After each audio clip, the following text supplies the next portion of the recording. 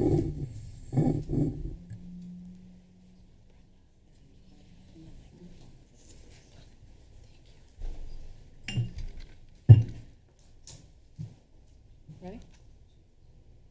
Hi, I'm Brenda Rell. On behalf of the League, I would like to welcome you to the Carver City Council Candidate Forum. Candidate forums such as this one are an important event as they allow voters, partner organizations, area businesses, and community members an opportunity to engage and hear from candidates regarding issues that are important to them. We thank both the candidates and the audience for attending tonight and our online audience for viewing. The League of Women Voters does not support or oppose a political party or a candidate for office. The League of Women Voters Eastern Carver County has long-standing history in our community providing unbiased candidate and issue information that is widely used by Minnesota voters regardless of their political beliefs. Sponsorship of this forum is a public service providing you with an opportunity to hear the candidates discuss important issues face-to-face. The views expressed here tonight, sponsorship of this forum is not an endorsement by the League of any particular candidate. League of Women Voters posts complete, unedited recordings of the forums. Editing is authorized only for official media reporting. Excerpts or edited clips of candidate forums may not be used for partisan political purposes. There's never enough time to cover all the issues. If you feel that your question was not addressed, please contact the candidate directly after the forum. Before we begin our forum tonight, we'd like to take a moment and highlight a constitutional amendment that will appear on the November ballot.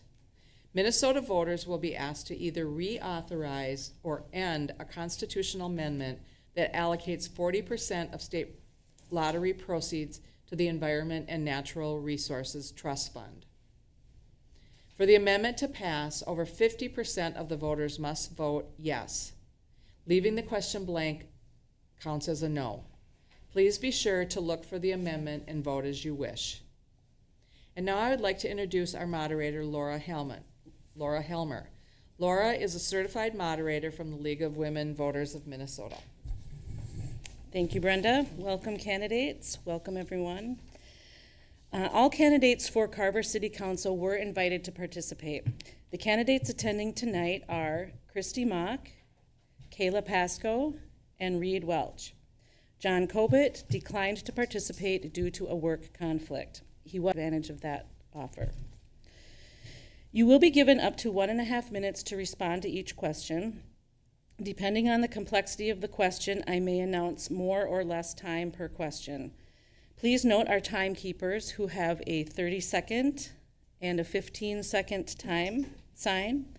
They also have a stop sign and will call time to be sure each candidate has the full time allotted to them. We hope that most, if not all, of the questions will be those submitted by the audience. Please hold your note card high in the air so our ushers will know to collect them from you.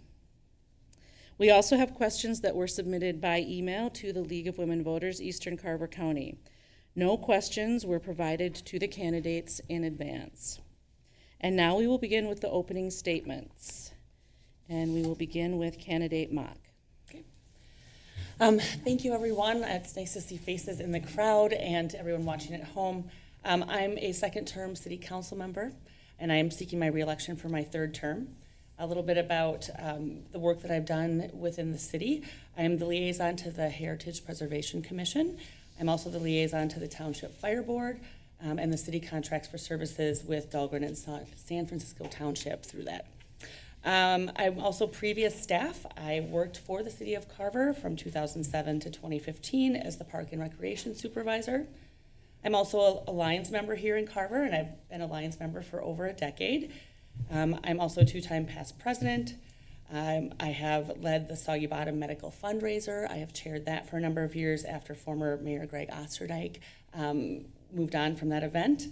And then I'm also 5 years in as the event manager for Carver Steamboat Days. So that's our 3-day town festival that we put on. I lead a core group of 10 fantastic volunteers, and we put that on every year in September. For my work outside of this, I'm the Master Gardener Coordinator for the U of M Carver and Scott counties. I manage about 160 volunteers between those two counties. My past mottos that I have ran under have been common sense government, it's about we, and now currently is working for you. And I still stand by all of those mottos that I've ran by in the past, and I hope to carry those forward in the future. So thank you, and please vote in November. Thanks. Candidate Pasco.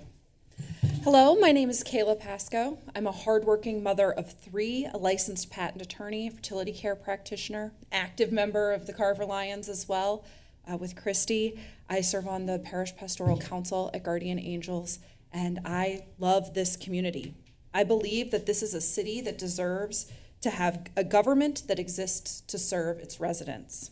I am running because all Carver residents deserve to serve their needs and proactively seeks their input when those issues matter to them, regardless of whether or not the council may agree with their voice.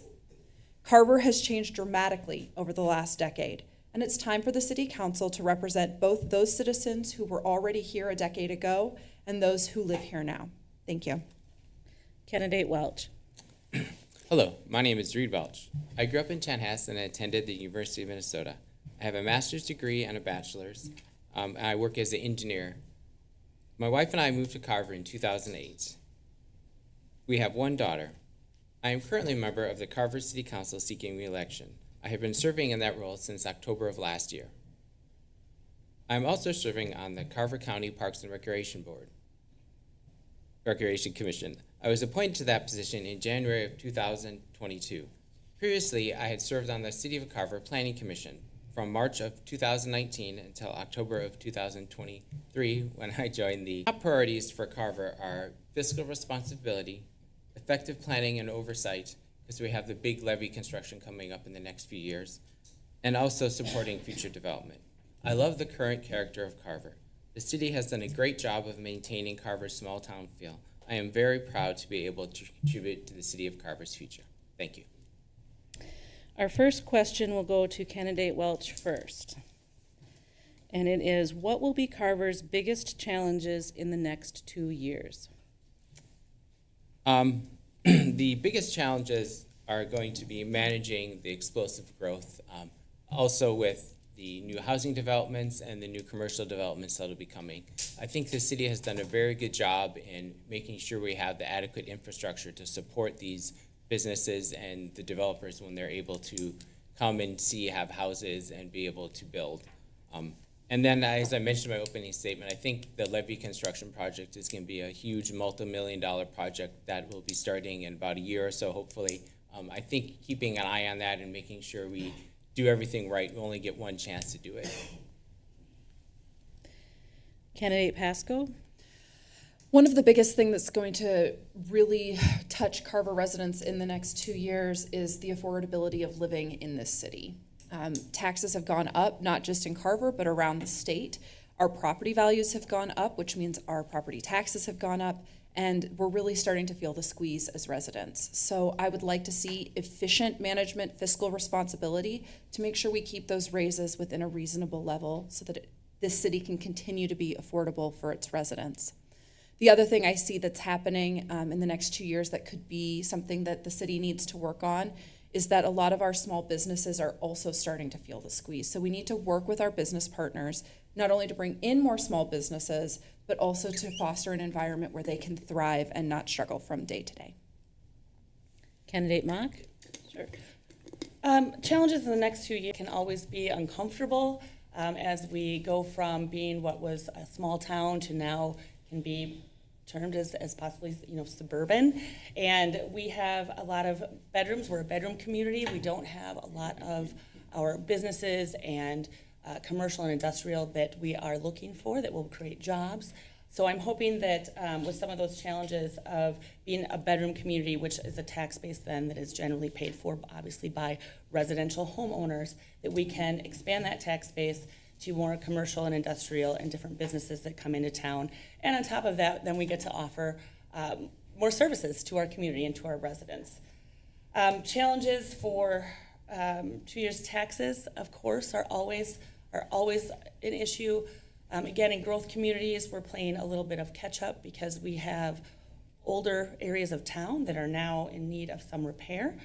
So that, again, amenities, we live next to Chaska. We see all the great and wonderful things that they are doing, and we want some of those things too. So trying to balance out wants, needs with our taxes and our tax rate is definitely going to be a challenge in the next couple of years.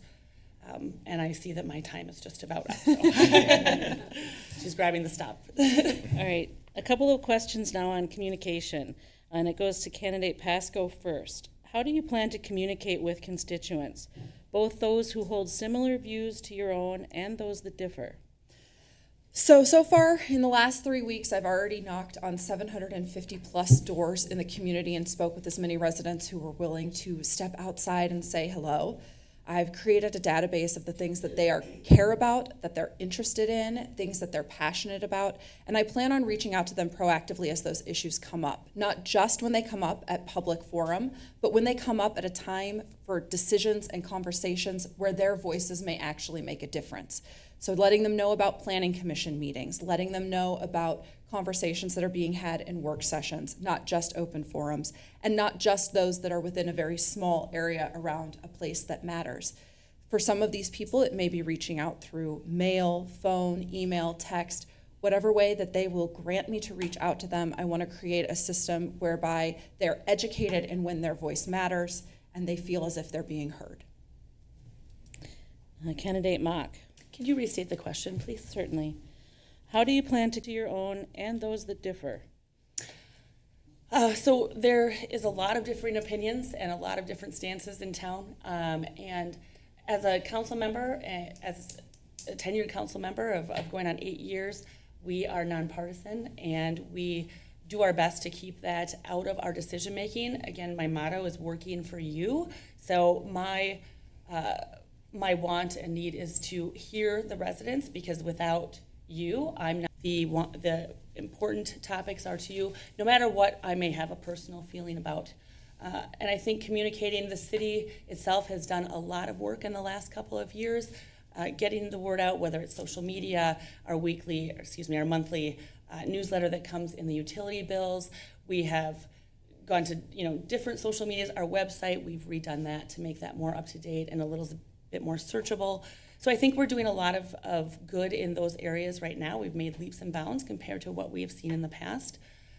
Also, our emails are always out there for folks. I often get stopped on the street. If you stop at the gas station, if you stop at the coffee shop, there certainly is a community there of people who have questions for council members whenever they see them. I'm always happy to take the time to stop and answer their questions and speak with them about whatever it is that they feel a council member should hear about. I do post on my own social media at times that there's something coming up, pay attention, and I just got the stop. Candidate Welch. Yes, I think it's very important to be open for information from citizens. The practical is it's the city does its best to try and communicate the meeting dates and everything and to this out to people when planning commission, city council meetings. I am always happy to hear any feedback. As Christy said, the phone numbers and emails of the city council members are available on the website. Feel free to contact me anytime. We always love to have people in person at the meetings. At the planning commission meeting last week, we had 3 people, so that was great to get people in attendance and have real feedback from actual people. And then, as the city councilman, you always have to try and think of not what do I think, it's what do the other people think. And honestly, it's hard to get feedback. So you just have to put yourself in a position of trying to look at an issue from all sides and think about what is best for this current residents, what's best for the future residents, and also what, kind of blend your own decision-making in there to try and come up with the best solution. And a follow-up communication question starting with candidate Welch. How will you connect with diverse communities in Carver, particularly communities of color whose voices may have been historically underrepresented? Yeah, that is, I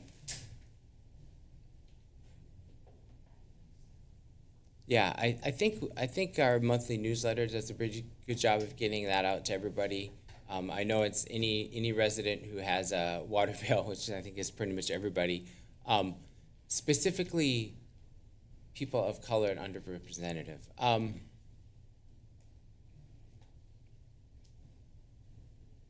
That sounds tricky. I mean, I don't necessarily feel that Carver is doing a poor job. So I think we're doing a very good job, like social media, like Christy said. We have the monthly newsletters. We have, our phone numbers on the website. Our emails are available. So I think we're doing a pretty good job.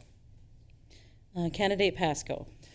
As I said, I've already knocked on 750 plus doors, and about a third of those have been people of color. And many of them have been willing to step out, say hello, talk about the issues that matter to them. At this point, their issues are the communication with all members of the community, regardless of their situation, is what's really important. I also have plans, for example, to go specifically and talk to the people at all of our apartment buildings here in the city, many of which would fall into the category of underprivileged. And so I believe that, again, that proactive approach and being willing to go out and seek input as opposed to passively waiting for that input to come in is really important when dealing with any community, but also. How will you connect with diverse communities in Carver, particularly communities of color whose voices may have been historically underrepresented? Thank you. So as Carver has been growing exponentially in the last few years, we have certainly seen that our resident base has become more diverse than we have ever seen it. I think that too, having some of our affordable housing projects has been able to bring some underserved populations out to Carver that we may not have seen in the past. There is a give and take. It's a two-way street. Sometimes you need to seek information and sometimes you need to provide it. I think that, again, with having our newsletter that goes out into the water bill, that helps people who maybe aren't savvy on technology, aren't on Facebook, aren't on all the social media. It still keeps them in contact with us, and they're able to get that information in that paper form. We've lost our local newspapers, which I think has been really tough.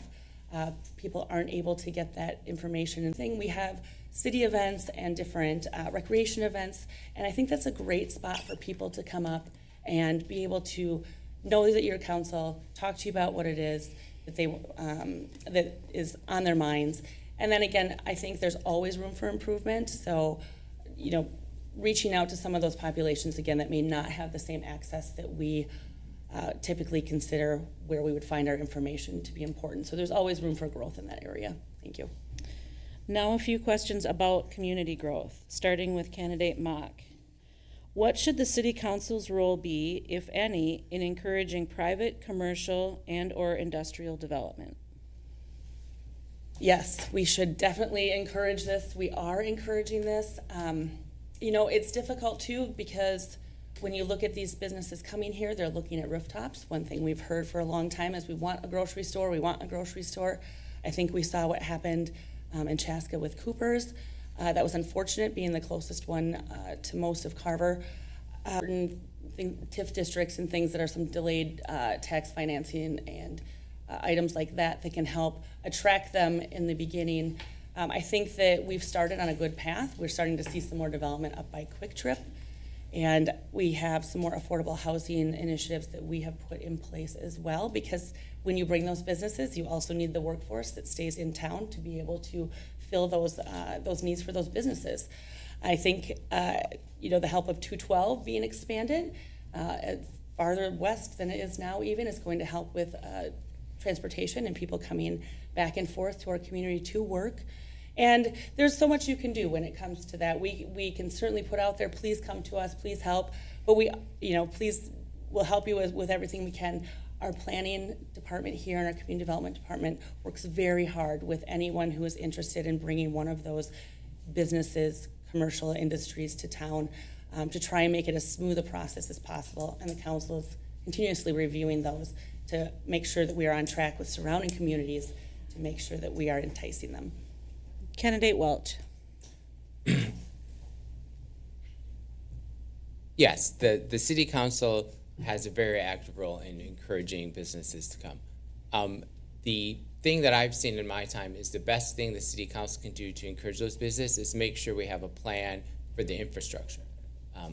We had a a recent example of a housing development that wasn't able to start because there wasn't a sewer service. So the city council worked through a plan that we can now have sewer service, and now the development there is going to be starting south of the south part of town, hopefully. So what the council needs to do is make sure it's following its plan, that we have the infrastructure, we have the roads for these businesses when they are coming. And also, like Christy said, the rooftops, right? So as the residential growth and the city supports that, that encourages residents, and many businesses look for population, right? Can the population of your city support these businesses what we want?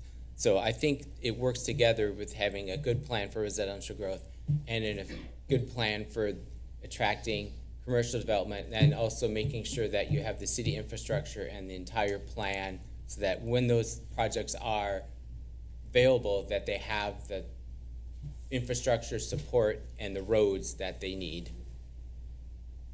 Candidate Pasco. I agree with Reed. Infrastructure is really important, but costs matter too. I spoke with last week an individual who lives in the community who up until a couple of years ago had a small business downtown that they have since had to relocate to Chaska because they could no longer afford the cost of doing business in Carver. That means something, that a resident moved their business because they couldn't afford to keep their business here, but their business can afford to run in the next city over. We need to be aware of the costs that we are giving these businesses regardless of their size, both in taxes, water and sewer access, but also the red tape that they have to go through in order to do business in the city. And we need to work with those partners when they do want to work here to make sure that we are providing a system and an environment that they can thrive in. All right, the next question goes to candidate Pasco first, and it is, how should Carver plan for housing that meets the needs of residents at all income levels? I think Carver's done a lovely job of that so far. The 2040 plan has excellent zoning for low, middle, and higher income. One of the problems with the market as it is right now is that the most desired housing bracket is the least accessible. There's just not houses at $150,000 to $250,000 that are in existence, let alone being built anywhere in the Twin Cities. And so I think the best that we can do is to continue to have a strong development of all homes, knowing that as individuals have affordable living and they can afford to move up or to downsize, they can continue to have those options within the city. More of that middle income housing will become available as previously owned homes come onto the market. Candidate Mock. Thank you for repeating the questions for me. I like to have them fresh as I go into my answer. How should Carver plan for housing that meets the needs of residents at all income levels? So I've stated in some of my candidate questionnaires that my hope for Carver is not to be a town where you have the wealthy and then the underserved are the only ones who can afford to live here. There's that big middle ground in there. It's difficult. It is also run by developers. You know, developers build if they're within the comp plan. That's what they're allowed to build. And then partially it's market driven, and there's certain items that we can't control in that. We do have Carver Crossing, which has 66 units. The CDA is now putting in another building for affordable housing, and I believe that one is around 60 as well. And then following that, we'll have another building up in that same area that's going to house some 40 units for seniors. So I think we are making strides in that area. Again, Carver is just coming up from being a very small town to a growth area. I think it's important too to add that we should have services available and opportunities available for those that live in those affordable housing units, jobs close by, grocery stores that they can go to, things that make it walkable. Walkability is important for people who may not have transit options. It's the same as everyone else. But I do think that we're on the right partnership with the CDA. Thank you. Candidate Welch. I just, follow up on those other answers. The city is doing a good job, I think, right? The main tool the city has is the zoning rules, right? Where the city has density requirements so that you have to build multiple types of houses sometimes in developments, right? So not just single-family homes. If there's not enough density, then they need to have townhomes, or in the case they partnered, we're like an apartment building, right? So we meet those density requirements that we have a range of housing options. But it also is very market-driven, right? The city is not actively out there building homes or apartments. We definitely need to partner with our friends at other local government agencies, especially the one Christy mentioned, the Carver County Development Agency, Community Development Agency. They are, I think that's a great partnership. The city's worked actively with that. We have a special low-price fee waiver for sewer and connection fees for affordable housing units, and and then the walkability, right? We have trails all over, and that's one of the things I love about Carver is there's pretty much a trail you can get anywhere. And thanks. All right, the next question sort of is related to both business development and housing development because it talks about the Met Council. And it's going to go to Reed Welch first. And it's, please describe what you think Carver's relationship with the Metropolitan Council should look like, especially with regard to zoning and planning decisions. The Met Council provides, a general overview of rules for that, 7-county area, right? So as I mentioned, that one of their requirements is they have a density requirement if we want to use the Met Council sewer system. So the city currently follows that. The relationship, they have, I know they get funding for parks and different things that go to the county. The city needs to work with, varied levels of government agencies to make sure we have, services that we can provide. And when they have money or funds we want to make sure we take advantage of different grants and different options that organizations and other government agencies offer us. Candidate Pasco. I'd like to clarify, the question said, what should it be rather than what is it? What should it be? Okay. What should it be? Now, we're beholden to the Met Council, like Reed said. Everything that we do as a city has to go through their rules and regulations if we want to be able to have access to sewer, water, all of those sorts of things. We do have some leeway in there, but I believe that every city should have independent governance. I believe that in an ideal world, the Met Council would be responsible for making sure that roads and sewers all match up nicely at the city boundary, but for the future, whatever they want that future to be and whatever they want their community to look like. Candidate Mock. I will admit, Met Council is not my favorite governing body. They do govern a number of things as we know as our growth and developments come in. Density requirements is one of them. I also think that it does tie us a little bit to what the Met Council thinks is right for our town, but again, Met Council isn't out in Carver, so every community is unique on its own, and I think that takes a little bit of our ability to honor our unique assets in Carver. Now again, of course, there is always good along with that, and so sewer and things like that are also very important out here, and we can't have growth without them. So there is a little bit of a tug-of-war relationship that I feel we have with the Met Council, but years to come, we'll see how that works out. So thank you. All right, the next question is to candidate Mock first. How can the city of Carver take advantage of the new pedestrian bridge across the Minnesota River? I love this question. As someone who used to work in Park and Rec, ecotourism and recreational tourism is a fantastic boost to any community who can have the opportunity to have it. Being that we will now connect to Scott County, the number of people who can come over the river by recreation means and visit our restaurants, our shops, our coffee places. The coffee place down here in the corner is busy on Saturday mornings. I don't know how I'll ever get a cup of coffee again, but I think it offers a great opportunity to bring people into our community, to showcase our community, but it will also bring dollars into our community. The businesses that we have can only thrive with the number of people that will be able to access it differently. They won't necessarily have to park downtown because they'll be walking or biking or using some other mode of transportation like that to get here. We have beautiful views of the river. We've often talked that it is somewhat hidden because we have a large levee there. This will allow people to come over it and view the river. And I think really for mental health too, I think it's a great asset to have, that people can get out in nature and they can explore into different areas that are just not driven to by car. You stop, get out. People can go out their back door. And it also leads to the greater trail system that we have that leads us all the way east, and then our future plans for trail connections that come in here from the west. Thank you. Candidate Welch. Yeah, I think it's the Miriam Junction Trail project. I was actually at the groundbreaking for it last week. So as another person quoted, there's hungry, thirsty people going to be coming to Carver after they get over the trail.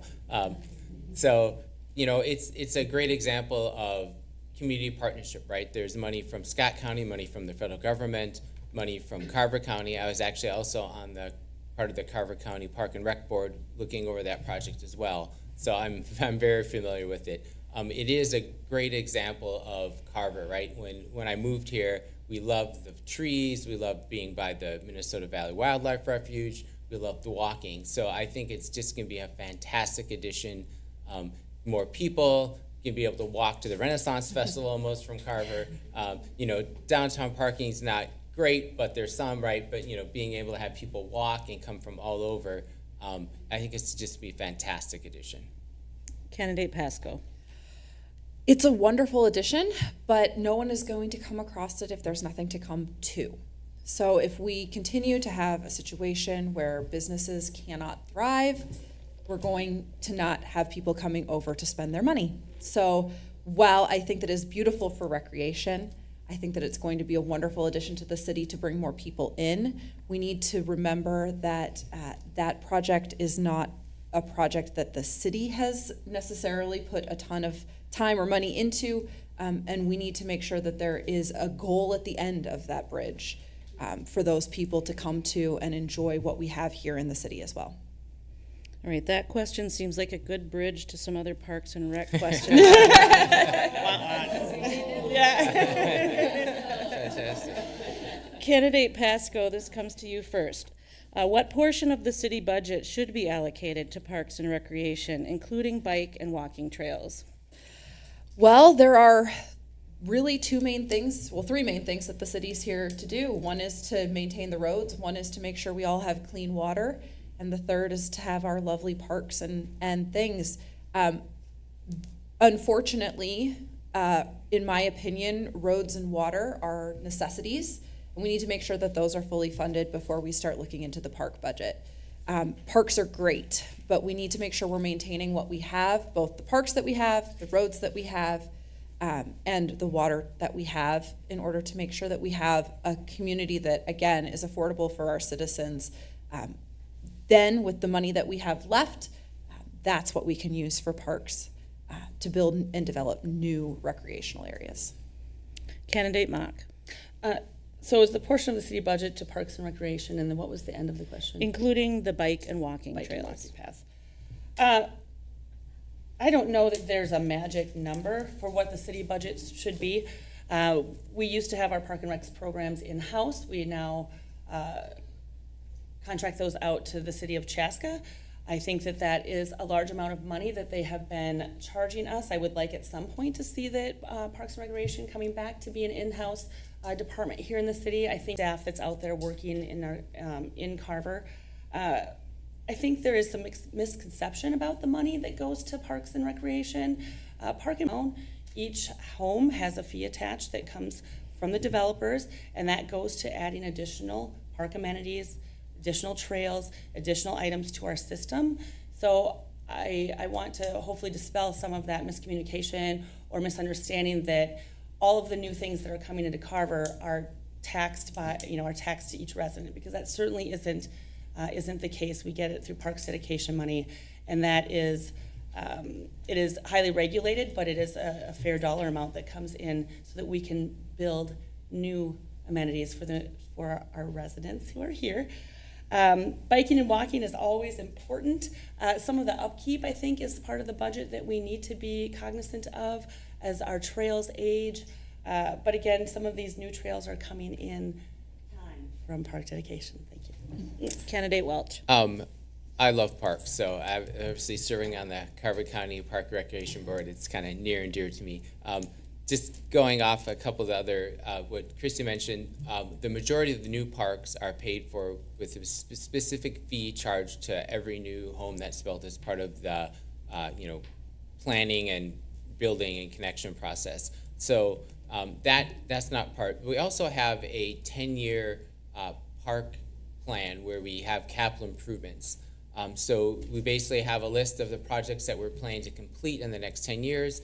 And every year the city is banking a small amount of dollars for those capital improvement projects. I think this year it currently is, I want to say $50,000. I don't have the number exactly in front of me.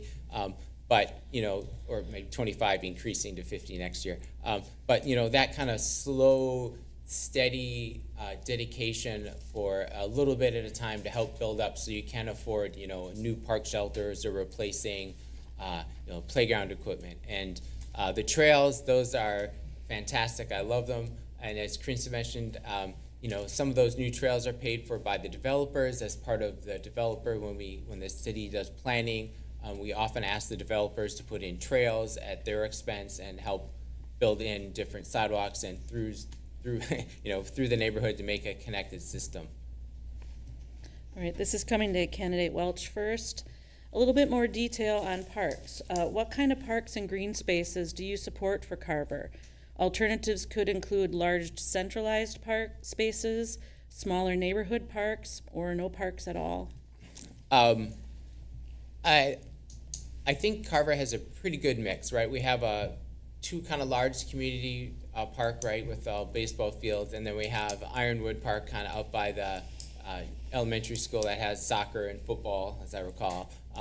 And then, there's a few smaller parks, Bluff Park, Lions Park, and those are, a good mix. I think in the future, the city is tending towards larger parks. I do see that as we get farther, kind of growing out of the main area here, getting farther south and farther west, that maybe we could have a smaller park and then maybe another larger park.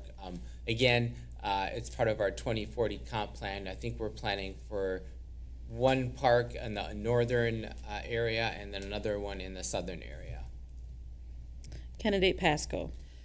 The people that I've spoken with, and I agree with them, would really like to see smaller community parks within their own neighborhoods.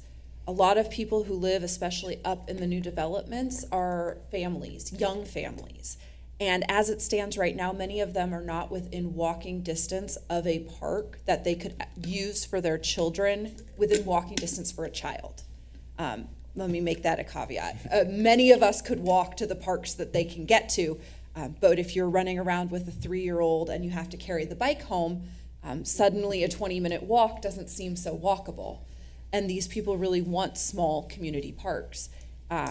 The large parks are great as well, but I think that we need to be aware of what our residents are asking for now, not just what they were asking for when we put together the 2040 comprehensive plan. Candidate Mock. So the types of green spaces that I support are all of them. We do have larger parks that are generally programmed into our comprehensive plan.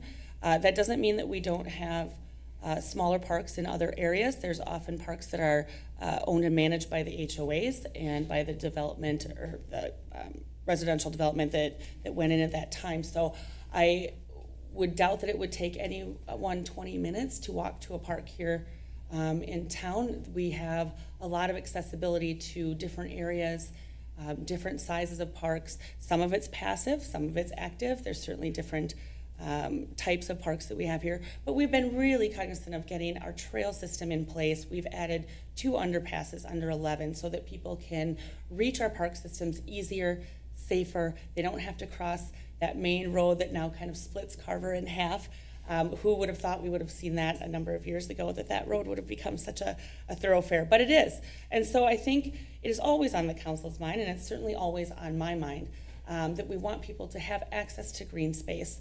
You know, the city of Carver itself, if you look at an overview of the city, the amount of parkland that we supply and that we have is by far greater than many other cities. And I cannot remember off the top of my head the percentage, but the percentage of parkland that we provide to the residents of Carver is huge. That includes U.S. Fish and Wildlife land, it includes community parks, and HOA parks. Thanks.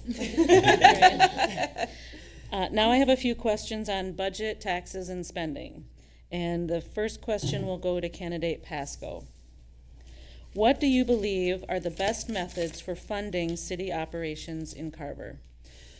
I believe that, obviously we pay property taxes to make sure that we have maintenance of the various amenities and basic services here in Carver. When it comes to maintenance and development, I believe that we should be basing our spending on a savings-based plan and minimizing bonding as much as possible. It's more responsible to our residents, but it also maintains flexibility in the future so that if something happens, a roof collapses or COVID happens, we have some money in the bank that we can use to pivot and have still continue to maintain those services and amenities that already exist for our residents. Candidate Mock. The best methods for funding city operational tax base, I'm not saying that's the best, but I'm saying that's where a lot of it comes from right now, as we continue to grow and have a multitude of different businesses that will help. We've also worked to have partnerships with other communities where we can share. One of those is when it comes down to our police services that we have. We are now sharing with Victoria, so there's some cost savings there. We've done different cost savings when it comes to street sweeping and ways that we can partner with surrounding communities. I think we're always looking for ways to best provide services at a cost that we can maintain as mostly reasonable.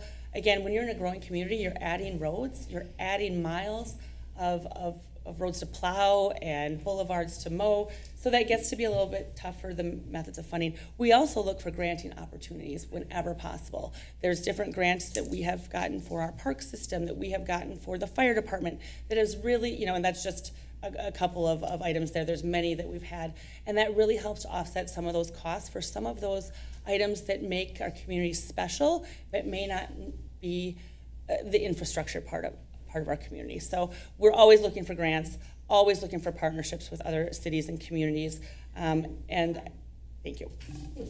Candidate Welch. Yeah, it's a mix, right? So, taxes, and I think developer fees are an important thing to consider, right? As the new people move in, right, it's not really fair to have current residents pay for the things that those new development needs, right? So we have sewer connection charges, we have specific fees. We're looking at adding a new one called a trunk fee, which would be used for putting in, trunk infrastructure that connects multiple neighborhoods, not just used for one neighborhood. So those kind of big, long-term, growth things, I think should be more towards the newer residents and the developers as they're consuming those things and needing that infrastructure. They should be the ones paying for it. As Kayla mentioned, the city tries to do as little bonding as possible, where we have a 10-year capital plan, where we have money again set aside a little bit every year to plan for things like a new snowplow, new front-end loader, replacement fire trucks. So those kinds of things that are growing with the city as we need, and paying it with a little bit extra from the residents as we're going forward, to have those residents pay for the things they're using and getting benefit. And then the stuff that is for future residents should be used for development fees. Candidate Welch, this next one is to you first. Some residents have expressed concern about water costs in Carver. Please comment on how the city council could respond to those concerns. Surprisingly, when I joined how expensive it is to pay a guy to dig a hole. So, you know, again, with a growing community, right? We have to pay for, you can't build half a water treatment plant, right? You can't build half a water tower. So unfortunately, some of those big cost things we have to bond and also, you know, like I said, save a little bit every time, right? So when those things are required and use some fees from the developers. And then also, you know, water's not free, right? We have to put in wells, we have to do things, right? So we obviously try to keep it as low and as reasonable as possible. But with, you know, a growing community and then growing needs, there's just gonna be some large capital expenses that we're just gonna have to try and distribute and keep it as low as possible. But unfortunately, I think it's unavoidable. Candidate Pasco. I think that a huge part of addressing the concerns about water cost is being willing to speak and educate those who are concerned about the water cost. I know from having attended a number of city council meetings that a big part of the reason why our water costs so much more here than it does in neighboring communities is because we've pulled out those development fees that are typically included in property taxes and put them in our water bills. Residents don't understand that. They've not heard that, or if they have not internalized it, and it concerns them that their water bill is so much higher than it was when they lived in Chaska or Chanhassen or Victoria, and they don't understand why. And unfortunately, giving that education to them is a big part of having them understand why those water bills are so high. Because as Reed said, and as I'm sure Christy will say as well, you know, we do have to have water. And it's one of the primary functions of city government. And it's very expensive to dig a hole. It just is, especially when you're digging it to try and find water. So, you know, there's an education that's really necessary about why the water bill is the way that it is in this city versus the surrounding communities. Candidate Mock. So, I mean, my water bill has went up as well. I think I don't want residents to forget that we pay the same water bills also. But we are outputting money for the future. As the city grows, we do have to have the infrastructure available for that. So we are outputting money now. We have been doing a much better job of having money in reserve so that we don't have to bond as much or as often. We do have a tiered system, and I think that's important for residents to know also, is that there's a tiered water system. So if you can manage your water and have a lower water usage, you're going to fall into the lower category, and water is going to be cheaper. When we have hot summers and you want to water your lawn, we also implemented a program where you can purchase a system from the city to help gauge and manage your water usage when it comes to lawn watering and things like that. So we do offer some items and incentives to help manage some of those costs. I do want to mention franchise fees very quickly. The city decided not to do franchise fees, which is, we are one of 3 communities in Carver County who doesn't.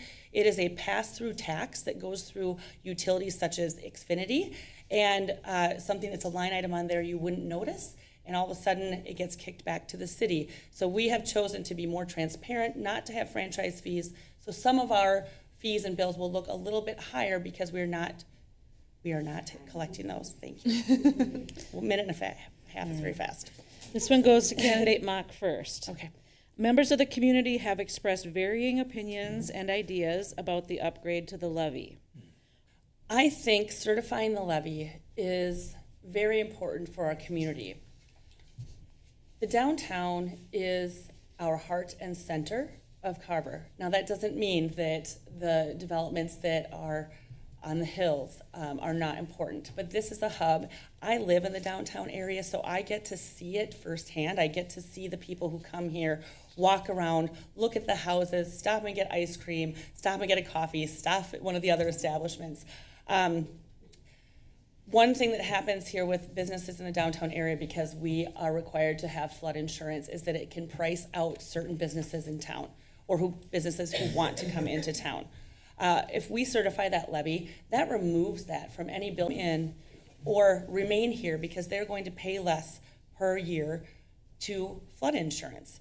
Also, let's talk about safety. We just went through a flood season, and there were a couple spots in the levee that we had to have service workers down there and making sure that we were going to be okay and making sure that they were all structurally sound. So I think that there's twofold here. One, it helps the downtown, whether it's homeowners or businesses who won't have to pay that flood insurance, but it also protects our gem and this really neat area that we have that a lot of other cities excuse me, aren't lucky enough to have a historic downtown that's walkable, that's beautiful, that people can visit. Thank you. Candidate Welch.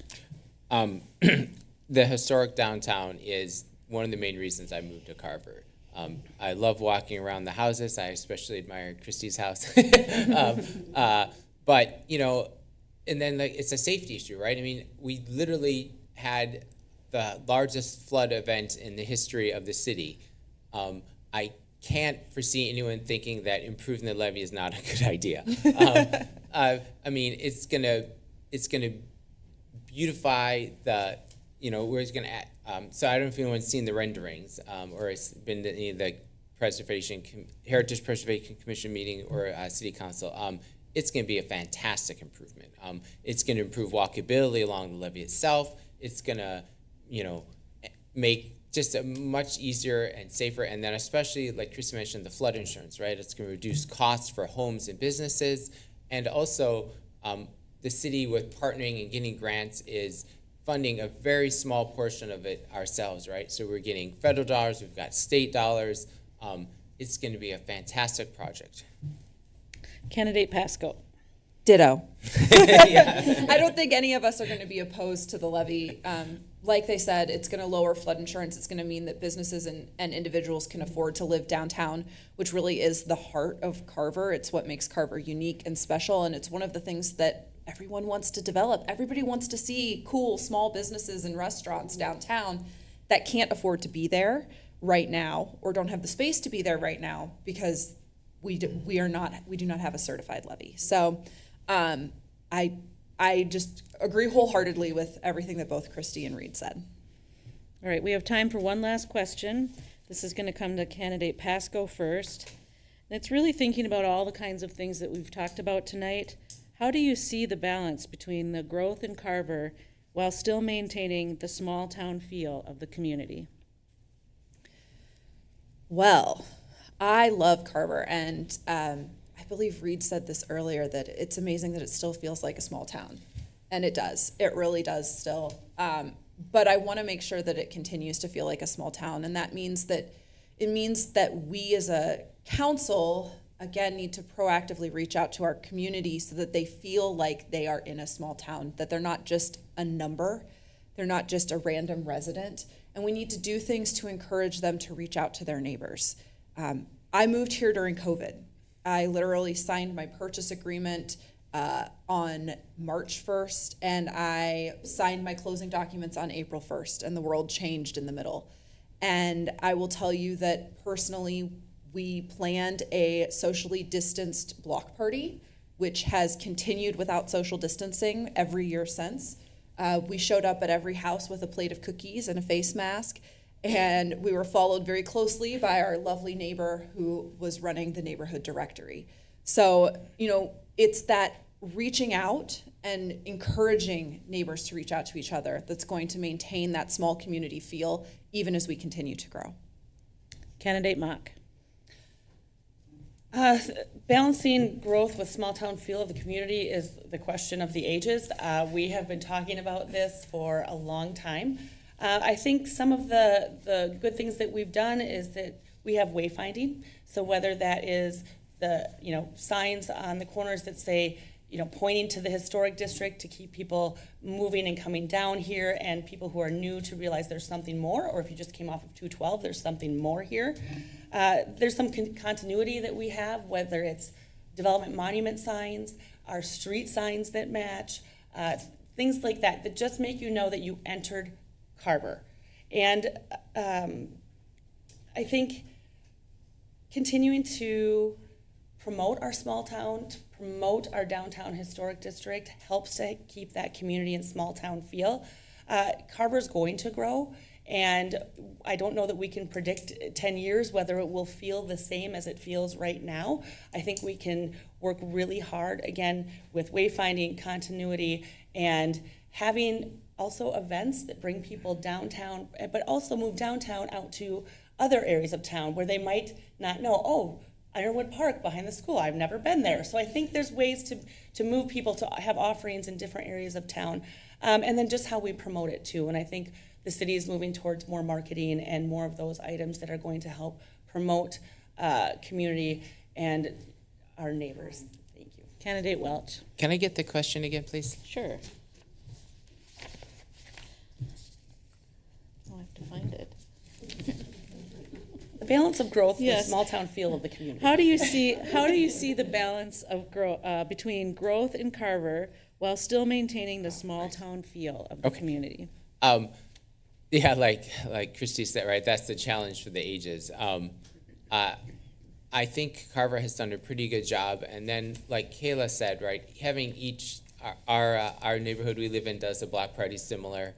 We've had, the city sends a fire truck and the police officer comes around and the kids love to sit on the fire truck.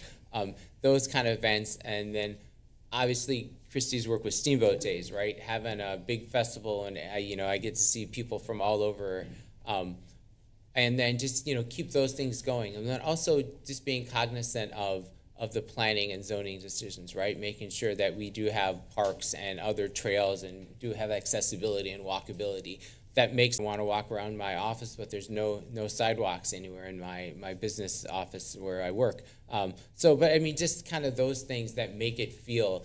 And then the JCP development, right? I mean, you drive down that, it doesn't feel like a multi-lane highway, right? We've got the lighting, the cool sandstone bench things, right? I mean, just little stuff like that you don't think about until you see it and say, wow, that, it just those kind of things. Just be very cognizant of, very proactive when we're doing big development size, like the levee, make sure the levee blends in with the historic downtown so it's not a big giant concrete wall, right? It's gonna have. Now you'll each have 1.5 minutes for your closing remarks, and we'll start with candidate Mock.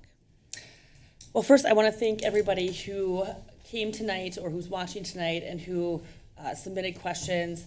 Of course, this is always a little bit of an interesting forum when you just get tossed questions at you and you're not able to necessarily prepare ahead of time. But so I just wanted to say again that I have been a part of this community for 20 years. I have actually lived here for over a decade. I've worked for the city in different capacities, whether it's council or as staff, and my heart is here, along with my mind, right? So there's heart, and then there's doing the best and thinking through and working through the hard issues that we have to on city council.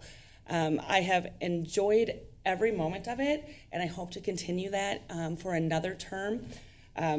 Again, I'm working for you. Without your vote and without be sitting here. So I hope that can continue. I want to continue listening to what your needs are, your opinions are, your wants are, and then working through those the best that we can, knowing that we can't have everything, but we can work for the best of most and some of the things. So I appreciate, again, the time that we've spent here tonight, and I hope to be able to serve this community for another 4 years. So thank you. Candidate Welch. I'd like to thank my fellow candidates, the people in attendance, and the League of Women Voters of Eastern Carver County. I have experience working for local government on the City Council, the Planning Commission for the City of Carver, and the Carver County Park and Recreation Commission. I have 25 years of engineering experience, which I think puts me in a unique position, right? With all of the growth and development, I think it's a very key asset, being able to ask technical questions and be able to look at engineering drawings and planning and, help look at the things. And I actually think it's super fun. I never thought I'd have much fun looking at where we're going to put sewer lines and streets.